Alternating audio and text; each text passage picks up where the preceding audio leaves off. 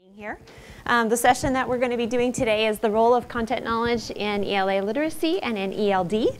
And my name is Nancy Veach, and I'm from the Tama County Department of Education and adjunct faculty at Chico State University. And we've already met Hallie. Met earlier, mostly one of the co-authors and Okay. So the goal this afternoon is really to spend some time talking about what is that role of content knowledge that exists in TK2 and TK5. I'm so used to doing trainings, and how can we attend to that? And session outcomes for today, again, through the day, is to increase familiarity with the ELA framework, to understand why content knowledge is a key theme in the framework, to explore 3 ways that content knowledge is developed, and that's wide reading, engaging in research, and engaging in information and text, and then to analyze some snapshots that demonstrate that integration of ELA literacy with the content. So just kind of a little, review about what Nancy talked about this morning, which is what the different chapters are. And so the introduction obviously being the beginning of the framework. Chapter 1, completely discussing the overview. And the focus of Chapter 2 is all about the key considerations. What I want you to take a minute to do is think about which chapter pertains to your particular grade level. Because as we go through an activity a little bit later, I want you to remember, okay, I teach 2nd grade, so then I would be Chapter 4. Okay, so just take a minute to kind of make a mental note of which chapter is your focus area. All right. We saw this diagram this morning. It was described in detail. You've seen it in every one of the sessions, the circles of implementation. And really the focus for what we're going to do now is to talk about content knowledge. How does content knowledge integrated into TK classrooms all the way through 5th grade, and what role does it play? On all of your chairs, what you have are quotes, and they're on half-page sheets. They're on cardstock. If you will please pick up one of those quotes, doesn't matter which one, either in the seat you were sitting at or the seat next to you. And what we would like you to do is take a minute to read through this quote and jot down some significant feature that kind of resonates with you, to think about the connection of ELA, literacy, ELD, and content knowledge. So please just take a minute to do a little close reading to think about that.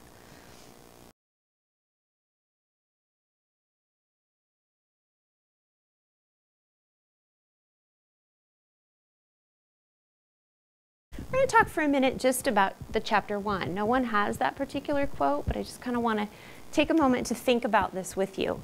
We know that the focus of the ELA and literacy Common Core State Standards is for increased rigor, right? We want all students to experience what that looks like. What has happened in many times in classrooms, and I know that you've seen it, students in 3rd grade, students in 2nd grade, they aren't getting exposed to science or social studies or content. The focus for most of the day is on foundational skills and the teaching of reading. And so it's how can we begin to make sure that teachers are integrating content into that particular learning that they're doing, building skills in reading and building content knowledge at the same time. And so really what we think about here is it's a shared responsibility. It needs to happen, right, at all times throughout the day. We want kids to have access to the content, not to be doing tasks that are meaningless to them, but where they're building skills and knowledge. Let's take a minute now to think about Chapter 2. Can someone share with us something that resonated with them from one of their cards that they have? And what we had you do, we're just kind of modeling it. You were trying to make meaning, and now we're doing a little bit of effective expression, right? Okay, can you share with us? Students who know more about the topic of the text comprehend better than what might be predicted by their principals. Okay, excellent job. Anyone else from Chapter 2 that would like to add to that? Do I have to? This is still. Oh. Okay. Anyone else with Chapter 2? Yes. It talks about how texts make assumptions about what the reader knows. So many types of content texts won't give like scaffolds to help students because they assume that they've got it. They've got the foundational skills necessary to Like Monty Hall. to read. Okay, nice job. Excellent. Anyone else with another aha from Chapter 2? As we think about that. Yes. Well, the one I had, basically, it's just as they use all of the Common Core reading, speaking, listening, language, and writing skills, they're doing that and learning language convention, which is the ELD part at the same time, while they do it around content. But I mean, it's the integration of it that's the key. Exactly. Right. Nice job. And again, that takes us back to, right, the circles that we were talking about, and when we're thinking about the white, it's that integrated piece. Everything is integrated. So we're experiencing the understanding of development of content while we're building literacy skills at the same time. How about those of you who had oops, went too far. Those of you who had chapter 3 and the quote from chapter 3. Did anyone have chapter 3, first of all, I should check? Okay. Can you share with us something that kind of stuck with you from chapter 3's quote? Integrating the content as well, but also not leaving out the hands-on investigation, the exploration and the projects where I think those had gotten brushed under the rug for a while. So it's nice to see that coming back out again. Right. Remember here, this is our TK1 zone, right? It's okay to play with worms and to have worm races and to have them out and have lots of books about worms, and you're learning about worms and what is it that you can explore? Can you go outside and find them? Can we have a worm farm that we're experiencing? All of those things are critical and important. How about anyone else from chapter 3? Well, I had chapter 3, and I wrote words like integrate. I wrote words like balance. You know, the CCSS says, 50% informational, 50% literary. And so they think you have to have 25 of this story and 25 of that story. And it's not about that. It's about the time, which I circled that word, time in the school day. And so I think that's important to kind of like sit back, because I wrote the word balance. You want to balance your, not just your day, but your week, your month, your whole year. Right. Yeah. Right. And students still need exposure to different pieces of literature, right? Lots of them come from hard places at home, and that's they can identify with what's happening in some of those stories. Yes? I'm chapter 4, but I'm also a secondary teacher in the high school. I don't think I need that, but you can. No, it goes into the video. Oh, I see. Sorry. And so, just curious, because there was an elementary teacher that was talking about snails having mothers and fathers and brothers and sisters, and I'm wondering, couldn't we use true academic language, content language even in elementary, rather than, so when they come to me, they really understand that they don't have moms and dads, and there's no brothers and sisters, snails. And the integration of that academic language, when it would be appropriate, obviously, depending upon the particular content, to include that in there. That it's okay to use those words at this level. We don't want to, that was what we were getting into, right? This situation where we're dumbing the language down to make it more comprehensible. That was said in an earlier session, the academic language. They were very specific about not watering down. That even with a kindergartner, using the language of school, that academic language, that's a good thing. We need to do more of that. Yeah.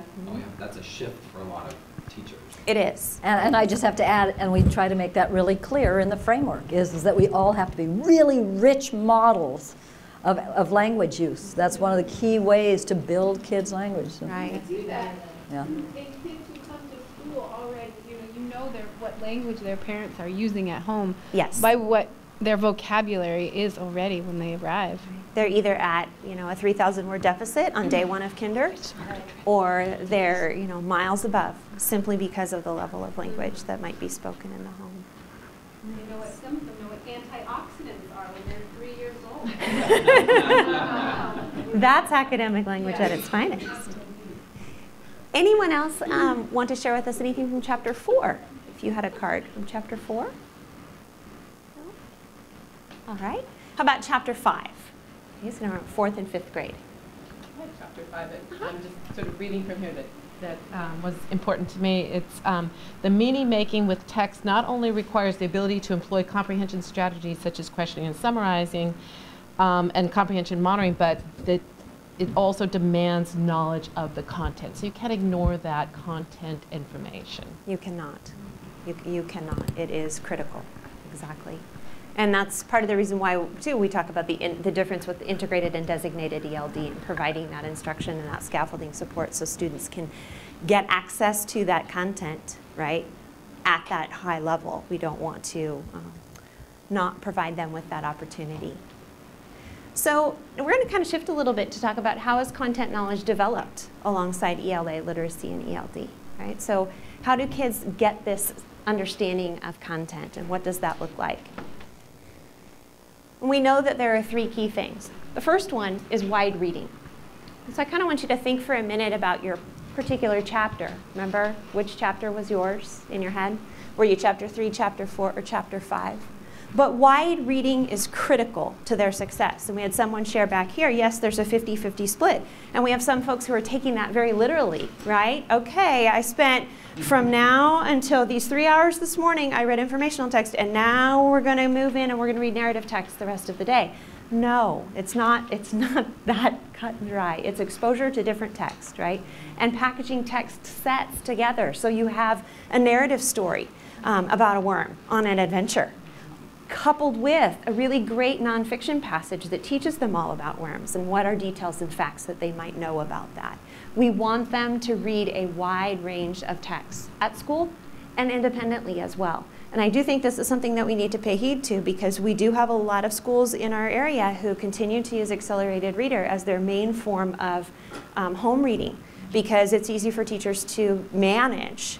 But what's happening is a lot of times, it's very limited in terms of the nonfiction. And so students who thrive in 4th and 5th grade and love nonfiction, we don't want to lose them as readers who walk away from the table because they want to read about how to take a carburetor apart, right? They want to read about something other than what may be in that particular type of book. So that wide reading has to, and you'll notice it talks about in school and independently as well. How can we make sure that we are having them have an opportunity to attend to all kinds of text? So just take a minute and look at, for your particular grade level, how they discuss it in the framework. All right. If you'll turn and just share with your partner one example that you can think of wide reading in your particular grade level. I'm only going to give you a minute to do it. It's an example of wide reading. And again, these are quick little snippets of conversation. So if you can wrap it up really quickly, and then someone who might want to share with us out loud, what would be an example that you can think of wide reading? And someone willing to share an example of wide reading. What would that mean? Yes? Well, just from my own son's perspective, he's reading something in school which he's not interested in at all, but he really likes the Percy Jackson series. And so then for Christmas, I gave him like different Greek myths and Roman myths and different things that were related, but not the same. And that to me is a wide range. You're starting to, and he like, Sorry. And he wanted to know what the Temple of Athena was. So then we looked at Greece and we saw the actual temple. So broadening it in that regard. Excellent. And what a great thing as a parent to be able to do that, right? Yeah. Expand that out. That's fun. Which takes us to the next one, which is our second way to build content knowledge is engaging with informational text. Providing them that opportunity to do that. I know when I first started working in the district, I was working at sort of as a coaching capacity. I would go into 2nd or 3rd grade classrooms and I'd say, well, let's take out your science book and we're going to do a little bit of exploration with the book. And the book went, it's like, wow, you've had it for 2 years. It smells like glue. And so what's happening is we're not providing them with that opportunity, right? How do we get them to engage with informational text? We can do that with textbooks, we can do that with other types of books, but they need exposure to that. Otherwise, how are they going to be able to read like a scientist when they're in 10th grade in chemistry if they haven't had opportunities to read like that when they're in 2nd and 3rd grade? So we want them to engage with informational text. 1/2 of what they should engage with, again, should be informational text across their 180 days. This is a really great resource CDE has a database that exists. It's searchable by discipline, grade span, and language of recommended literature. I don't want the term literature to sort of mislead you in a way, because it includes a list of nonfiction and a list of fiction materials that are all searchable. It is not a prescriptive list, because some people get that and say, okay, everything on here I need my principal to purchase. No. These are recommended pieces of literature which might be appropriate for your particular group of students. And again, students in the Silicon Valley have different reading needs than students where I'm from, which is Red Bluff, California, which is very rural. And so you have to kind of meet their needs and what their background knowledge entails. The students really need instruction on how to read a range of informational text, including how to gain meaning from graphics and visuals. This is going to be really important as we head into SBAC testing and we think about our students taking a performance task in language arts and a performance task in mathematics, and the performance task in mathematics may compile as much as 75% of the score, where they're reading graphs and charts and they're writing responses. If they haven't had an opportunity to engage with mathematics at that level with informational text, they're not going to be able to be successful. And it's that all goes back to what kinds of instruction we can provide them within the classroom. So we have to teach them how to read that, right? What's a heading? What's a subheading? The headings are always blue, right? What's a paragraph? We still have kids who insist every paragraph only has 5 sentences. And every essay only has 5 paragraphs. And those are 11th graders, right? So we need to help them understand what that is like. And then the third thing is we want them to engage in research. And the framework really clearly explains what this is, and take a minute to look at it for your particular grade level. That does not mean we want every 4th grade teacher to do a mission report and every 5th grade teacher to spend time doing a state report. And that is the thing that you do for the year, where you're going to spend 8 weeks doing it and the kid's going to hate writing by the time they're done. That's not what we're referring to. Look at how they call it out for our young students. You're going to interact in meaningful ways with their peers about content learning, right? We're learning about worms. We're pulling it up on the big screen, pulling up images of worms. We're reading about what they do for us. We're going outside. We're digging in the dirt and finding them. Look at how then it shifts by the time you get to 2nd and 3rd grade. Shared research and writing projects, right? People are interested about different things. We have a group of students over here, and they find something they're fascinated about, and they begin to wonder, right? That's why we have there are some of the websites, the Wonderopolis, right? Where they can pursue something. Because what's happened is we've taken that away from them in the past, and now we get to give it back to them. We want them to pursue that. You're interested in it? Go find it out. We spent so much time under the old standards asking all the questions. We want them to ask some questions now, because that's how we build motivation and love of reading. And then finally, in our 4th and 5th grade students, research projects. They pursue their interests. They're motivated and engaged to be at the table to learn about something. I had a 5th grade student, very reluctant reader, absolutely didn't see that reading was for him at all. And so I go back to the carburetor example. I said, what are you interested in? Well, I need to know how to take my carburetor apart on my whatever motorcycle. That kid was hooked from that day forward because he read about the carburetor. I said, fine, your test is you bring that thing in here, you take it apart in front of me, you clean it in front of me, and you put it back together. If you can do that, then I know that you've read the manual. And I was so excited because this last fall he started at UTI in Sacramento as a young adult in the program there at 18. And so it's just finding that fuel so that they can then grab onto it and go with it, getting them to engage. So Hallie's going to come on up and talk about how does this all play into ELD. Thank you. As you know, this is one of the cross-cutting themes that cuts across ELA as well as ELD. And we're going to let you do some more reading here for a moment. But I'd like to share this graphic. It's figure 2.19, which means it's the 19th figure in chapter 2. And essentially it is summarizing what a comprehensive ELD program is, right? Comprehensive means it's integrated and designated. And so both of those, integrated and designated, have as one aspect of them learning to use language. Both of those have learning about how English works in a variety of genres and areas. And both of them are about learning content through English. So content knowledge is clearly an aspect of the ELD standards as well as the ELA standards. One of the things I have to say, just interject right now, is how critical, how much we know about the relationship between knowledge, and I said this morning, and literacy development and language development. And for too long, especially kids who are having difficulty with learning to read or who needed a lot of support in English language development, too long those kids were pulled from any content instruction that did exist.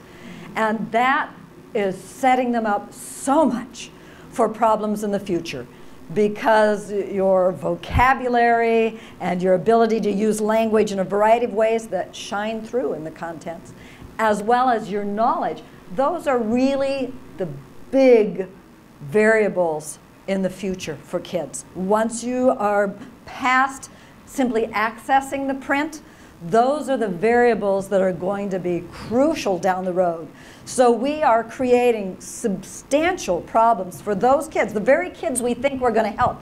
Oh, let's pull you out of science. Oh, let's pull you out of, oh, let's pull you out of this, as we begin to now give you more and more and more of the foundational skills and the ELD. And in fact, those kids need to be participating in that. So one of the messages that's very clear in this framework is that you should not be using that content instruction time to be addressing these other issues. And schools, of course, are saying, well, then how do we do that? And the response is local control. You all need to figure that out based on your needs, based on the dynamics, based on your resources, et cetera, et cetera.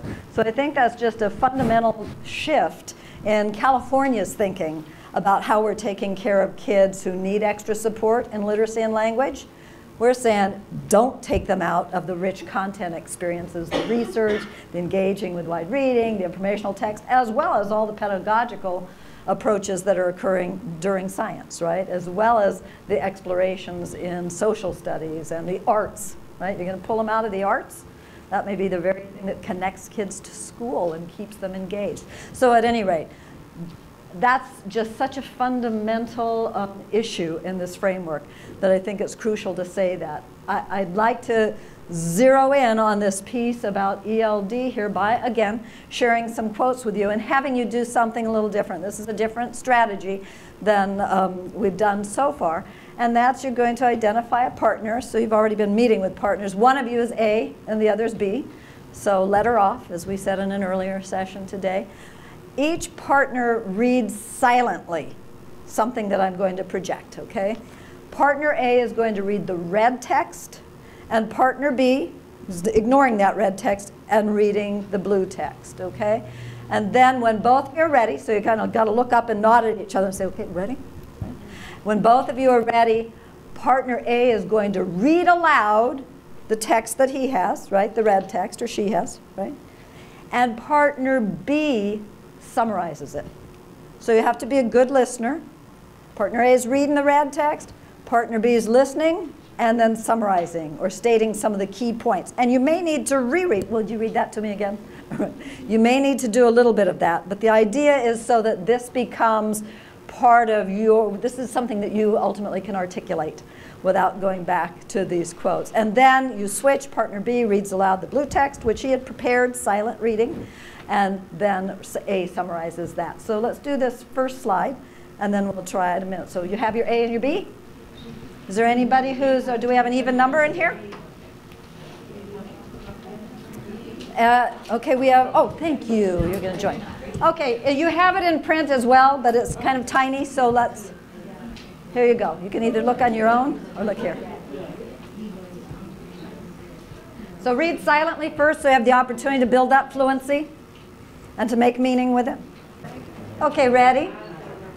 Oh, I hear some wonderful things going on out there. So now you have the flow of this, right? Can anyone tell me, and you can both glance up here now, what would have been a key point that you got out of the red text? Either your summarizer or you who read it. What's just in a nutshell, what's a key point there? Access. You bet you.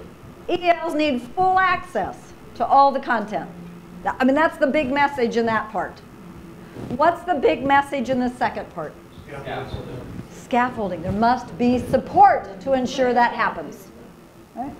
Okay, so now you have the flow of this. We're going to go on to the next passage, next quote, same process, okay? Again, read it silently first so that you are a more fluid reader to the person who's about to be listening to you. Thank you. Could I hear what's a primary point? What we could do is have all our summarizers speak out right now. But for purposes of today, what's the key point? Both and. Both and. ELs have both integrated and designate, not either or, but that we provide both and. And what is the key point of the blue? A key point, because there are actually several.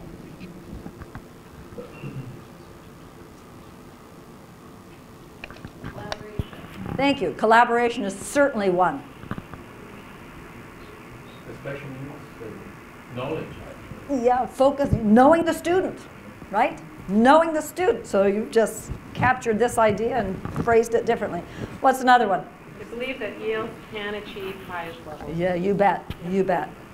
You bet. And so I hope whoever was the summarizer caught that. So Right? who determines that? Who determines The highest levels. the highest levels? Who determines the highest levels? I'll ask you.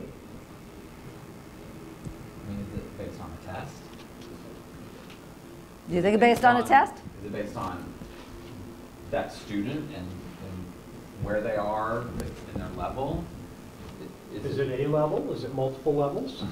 And are we only talking ELs, or is your Right. question the same for all kids? That's what I mean. You had a response or a comment? I would say that it's probably the teacher who determines the outcome of a particular lesson that's being taught, and that what rigor that outcome is, and then how he or she is supporting the ELs with regard to academic and linguistic needs. And let me add, yes, as you're saying, go ahead. In the short term or the long term, too. And let me add that part of this is what's on that outer circle of the circles of implementation, because that's the target. So what does it take for me as a fourth grade teacher to help you progress so that you're maximally achieving what I'm doing so that you are now able to keep moving and moving and moving toward that target? So part of it's me knowing you and knowing that I've helped you advance, right? And that I have not put a cap on what I think that what you can do. And tragically, that's what we do with a lot of kids. The kids who are learning disabled, well, I got them to do this, yay me, right? And so the lid is put on. Oh, our ELs, well, at least we got them doing this. So there's that notion, there's a psychology here about educators and others putting a lid on, putting the ceiling on. So it's part of it's just a philosophical stance about this. But it's also, in part, that notion of what are the ultimate goals and what is my pathway, my role towards those ultimate goals. And yes, there may be assessments that come along the way, right? As I look at SBAC and I say, okay, look at, there are these performances, the expectations, and where are my kids in this? And actually, this kid was already able to do that at the beginning of the year. So what have I done for them if that's the same level where they are at the end of the year? So that whole notion that we keep advancing kids and keep advancing. Somebody else had a hand up, I think. Yes, thank you. Where it says, most importantly, sustain focus on the strengths, and especially the part where it says, and needs of individual English learners, and looking at that from a linguistic standpoint about how important it is that we really know the standards and we get and dive into them so we can really honestly address that, the needs of the individual English learners from a linguistic standpoint. Terrific. Another comment. Okay, then let me add something else here. Since our topic is content knowledge, this quote didn't explicitly make that comment the same that the previous quote did, make that link. What in here makes the link for you as the educators? In the red quote, where's the link with the topic of content knowledge? And in the blue quote, what's the link with content knowledge? So the blue, academic excellence. Academic excellence, good, that's one. In the blue, there's another one in the blue.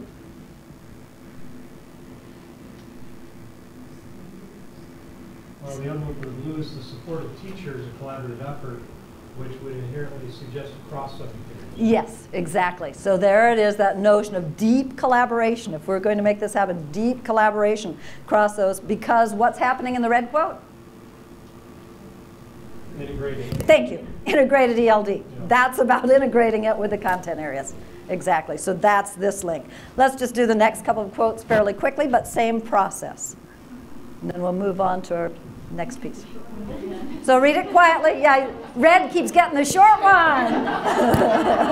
So you ought to be reading it very fluently, huh? Because you get more practice than your partner.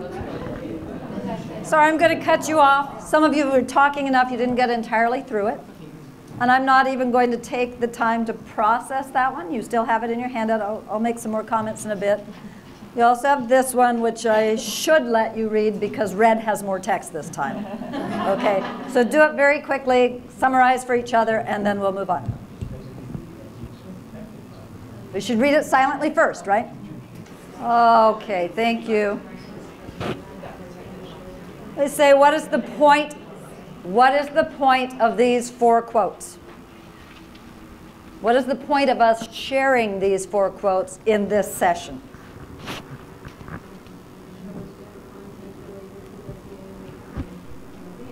Yeah, will you say it again?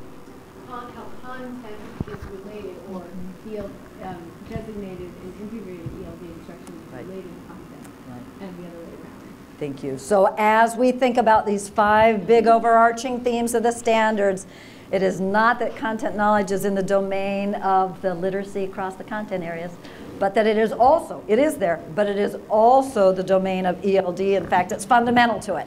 As kids learn about language, language specific to certain content, and as the content as used as the vehicle by which we help kids think about, grow, and expand their language, right? And how it is used. And so this notion of content knowledge cutting across both those sets of standards is fundamental. So again, you have those, and these are also online in that digital chalkboard site. I believe all these things are there so that you can find these again if you'd like. But there's much more, right? There's much more about how content knowledge weaves throughout all of this and why it's important. Let me, we've already done this, what are some key ideas? Let me just ask you to reflect on that strategy for a moment. We raced through it, but tell me anything about it in terms of your reaction to that, just as a strategy to engage in some text. Thank you.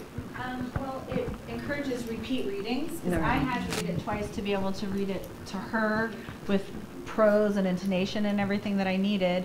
And RELs really need listening comprehension and opportunities, authentic opportunities to engage in that. And that was also really kind of powerful. Thank you. Yes?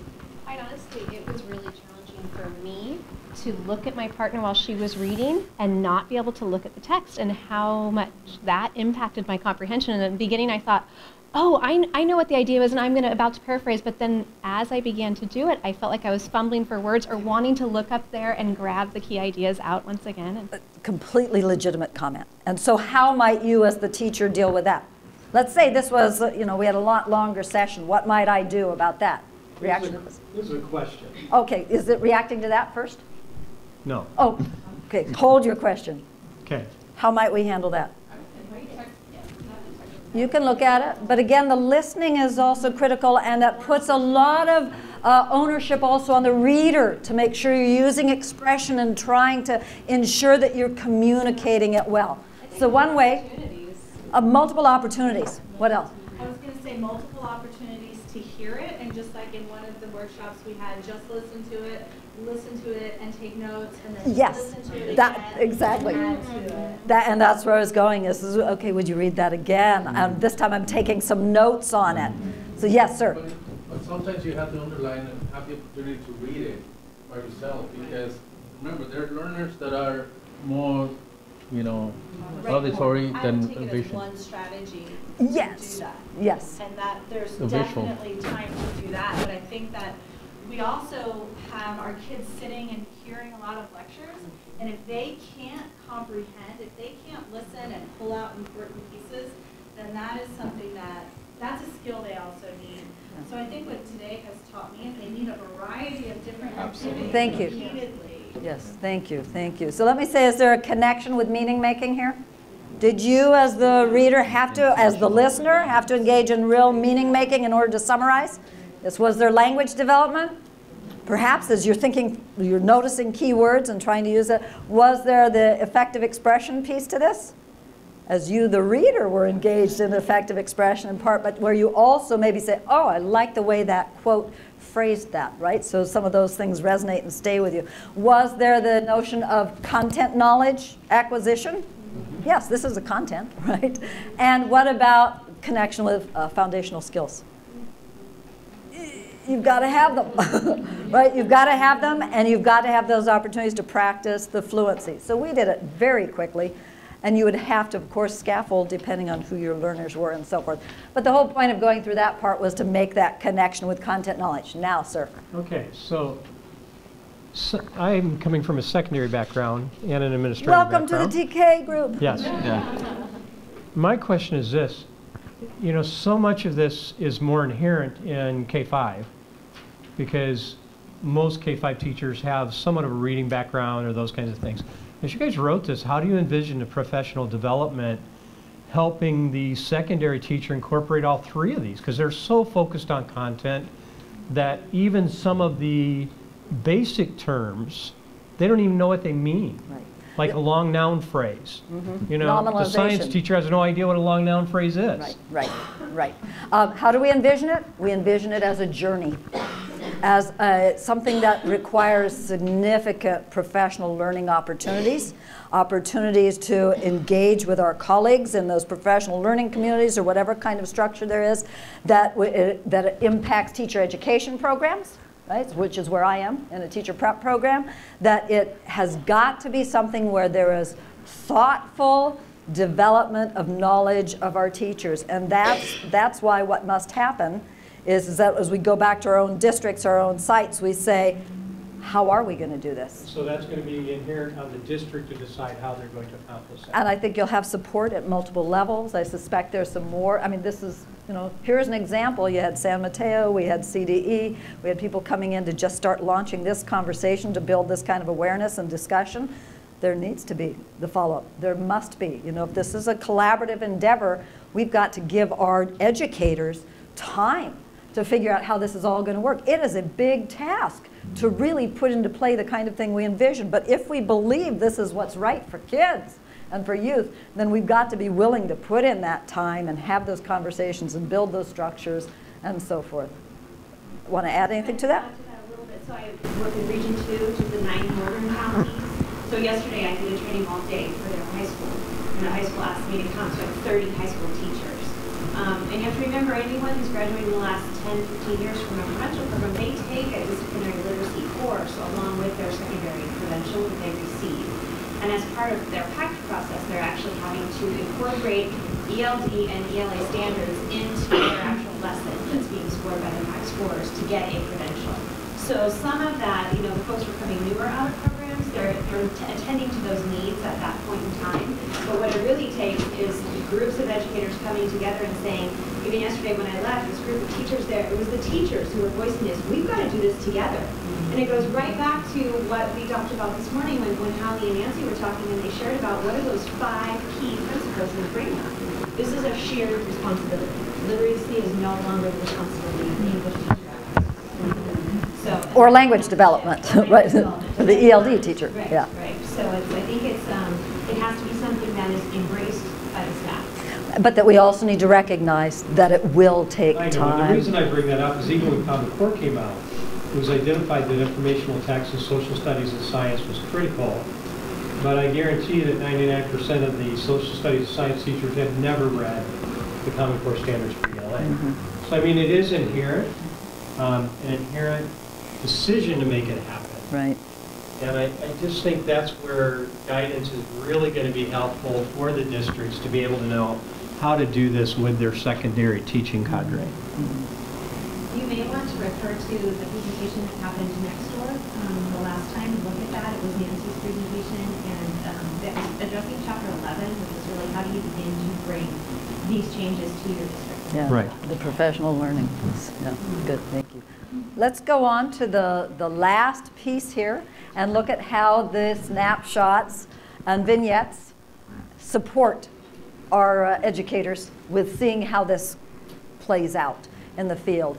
And so you do all have somewhere, or at least it's on the resource, I believe. It's also in your handouts, the snapshot and vignette chart that shows what content areas are linked with ELA literacy and ELD, as well as what grade levels, right? The content areas, the grade levels.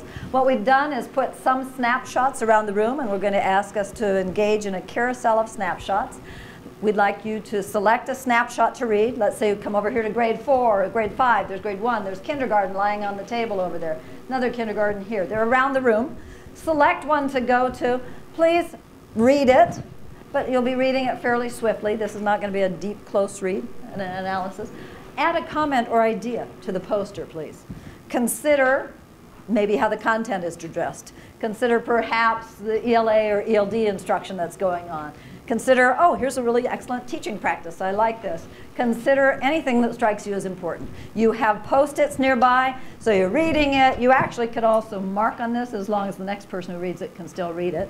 So you're welcome to go through and make those comments. You're going to then move to another snapshot. And in our ideal world, you could get to 2 or 3 of them. So you get that exposure. Then we're going to come back and do something with that. So again, just got to serve your own needs. Find a grade level and then go to another grade level. You'll need a pencil in your hand or pen. Okay, thank you very much. Any comments from where you are that anybody would like to say to the group? Something that you spotted, something that you appreciated, something that you, yes, thank you. I appreciated this vignette or this snapshot. I couldn't see that it was designated or integrated, but when I read it, I was thrilled to see the differences. I could tell what was integrated and what was designated and how it supported content. They both supported content because it talked about first this is in math class, and then it says during ELD, they supported the language of what was needed here during designated ELD, and then back in math class or math time, when the teacher was able to observe how, encourage the students to use that language that was learned in designated ELD, and then also to be able to observe whether they're using it correctly and make adjustments for designated ELD instruction time. So that made it really clear to me what the differences were. So the snapshots, I think, are going to be critical in looking at what does it mean, what does it really look like to integrate it. And our grand hope is that they'll be used for not only the private reading as you're thinking about it yourself as a learner, but for professional learning. To sit there and talk through those elements and how might this be different? What might we do in a different content area? How might we change this with this group of students? So that notion of analyzing it and bettering each one of them. Someone else, comment? About the 4th grade example. This particular teacher was teaching about the gold rush, and he used all these note cards just to give students an opportunity to practice their vocabulary, and a lot of it domain specific, some of it academic language. And gave them ample opportunities to walk around the room. Each student had one term on a card and would interact in a conversation, and I would have maybe 5 or 6 opportunities to explain to Jose what my particular vocab word meant, and he could do the same, and we would go around and then hear from everybody else what their vocab meant, and then we would do a connection activity later, and I actually read this in another breakout, so I didn't read it just now, but I was really taken by it, where they would find a reason why, then find a partner whose vocabulary was connected to yours and decide why. And so he then gave the students many opportunities to decide why and asked lots of clarifying questions, gave them opportunities to hear each other talk about why it was important, then asked them, invited them to go and find another partner to connect with, another word. And it just made me, and still in life, there are so many terms that I remember being a student and even as a teacher do kids really get these terms? You know, giving them an opportunity to deeply understand these terms, utilize them in discussion, which was a big takeaway for me. Wow, this is what we should be doing with language. So I love Mr. Duarte. Wonderful. Yeah. Thank you. Any other comments before we wrap up? I was just going to add something. So I know for teachers who are just transitioning, one thing that the vignettes can really do is good group study together to begin to think about, if we look at this as a grade level team and we read through it several times and do a close reading, where is there evidence of meaning making? Where is there evidence of foundational skills? Where is there evidence? Because what happens sometimes is teachers, like you said, I want to know what it looks like, right? This paints that picture of what it looks like, but then how do we take it to the next step to say, what do I need to do differently in my practice to get my practice to look like this? And so to maybe with a more critical eye, look at a vignette with your grade level team and introduce them to them and say, hey, let's look at this and look for these 5 key themes. And that's been really effective with some schools. And all the themes may not occur in all the snapshots. Exactly. Yeah. So as appropriate. Okay, thank you very much for engaging in that. And I'll just, as our final comment, we could have gone through each one of these snapshots, and that's why you see them on your handout and ask you to comment on some specific things. But I think our time was well spent as it was. Please do remember that in your larger packet that you got earlier today, there is this Excel spreadsheet that has the snapshots and vignettes. So do know that you have those there. And we'd like to ask you to spend your last minute here and think about what is 1 or 2 takeaways that you have regarding the theme of content knowledge in the ELA ELD framework. So just think for a minute, and then we'll ask you to say a few. We could do a writing exit slip if we wanted, but we won't. And then any final questions? If you were my students, I'd do a whip, right? Everybody voices one. But we won't do that right now because, of course, I help them practice that first. A few comments, a takeaway. You know, it's like what I was saying to you. I just really believe that, like, what I'm doing in ELA, it's a shift, it's a mind shift for me, that what I'm doing in ELA, I don't stop that and then I go, okay, now come over here for your designated time and I'm going to pull something else out and do something that's disconnected, but that, you know, whether it's integrated or you do have this separate time, that everything is connected, you know, and that it's reciprocal. It's just, it's about the scaffolding I provide and the English language development I provide to help them access, you know, the good, rich content. Not in a vacuum, as was said earlier. It's not done in a vacuum. Yeah. Thank you. Someone else. Thank you. I just think it gives context and reason why to learn, for a student to actually learn the language, is because content is why you want to do it. So integrating it into ELA gives context and purpose to the whole process. So what you said this morning, motivate. Motivation. Any final comment? Nancy, I really liked what you said. I'm going to quote you about helping students to find their fuel. And when you think about what it is you are teaching in content, I really like that a lot. Thank you. You're welcome.